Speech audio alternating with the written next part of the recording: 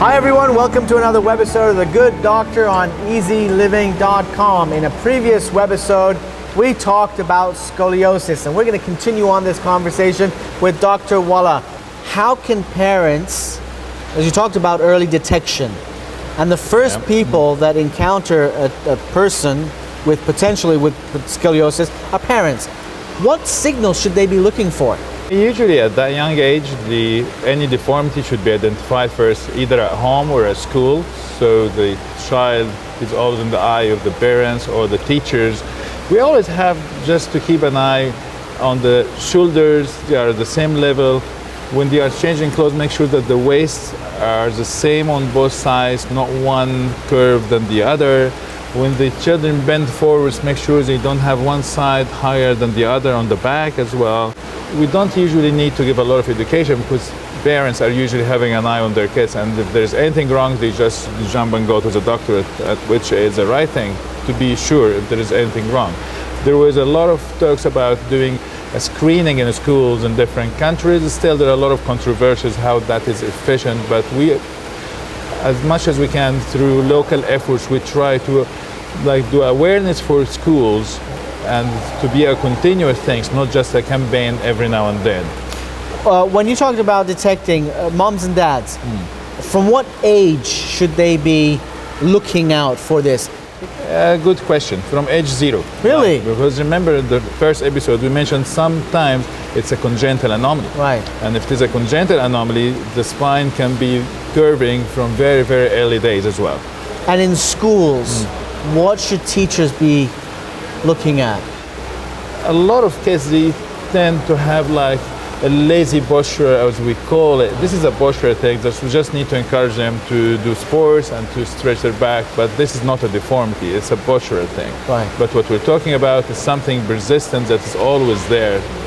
And even when we ask a child to try to correct it, the poor kid cannot do it. Now the question is, parents and teachers have detected, they bring the child to a scoliosis specialist or a scoliosis surgeon. What are some of the tests that the doctor would do to prognose scoliosis? When we first have a patient coming to check for scoliosis, or we can know that he has a scoliosis, like we're experts, so we can tell even by eye sometimes that there is a curve there. The first thing that I always think of, that we take a very clear history from the parents. If he ever had any problem during pregnancy, during development time, if he has any history of any other illness or disease, we want to make sure that what is the type of scoliosis he's having. Like, we want to make sure he's the common idiopathic type without ignoring or neglecting the other reasons as well.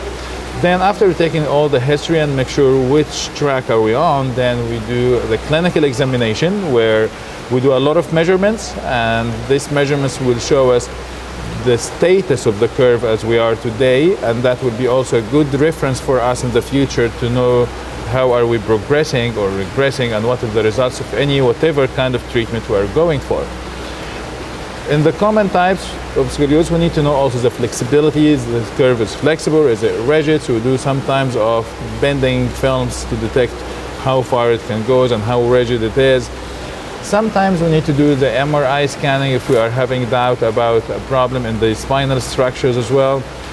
And in some cases, other than the common ones, we need to do some tests. But because it's commonly affecting the thoracic spine or the chest area, sometimes we also need to know if the lungs are functioning also properly and how good it is before we move to the next stage as well. And then once you've done the assessment, what happens next? Once we've done the assessment, to be honest, I personally like the patient, the child himself or herself, and the family to be getting more and more education at that stage. That's why we are very concerned of having a proper education materials. We use our website, and there is also the website of the Scoliosis Research Society, a lot of patients material designed for patient education in very simple words, because they need to know the journey we're going through on a very good scientific background. Right.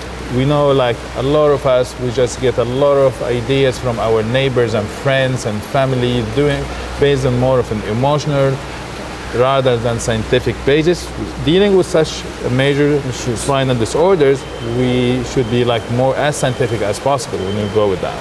And then the next step is we decide what is the best treatment for this particular girl or boy. Right. Everyone is different. Well, that was fabulous information. Thank you very much. Stay tuned for our follow-up segment webisode where we're going to actually be talking about two types of treatment, which is the non-surgical and surgical treatment.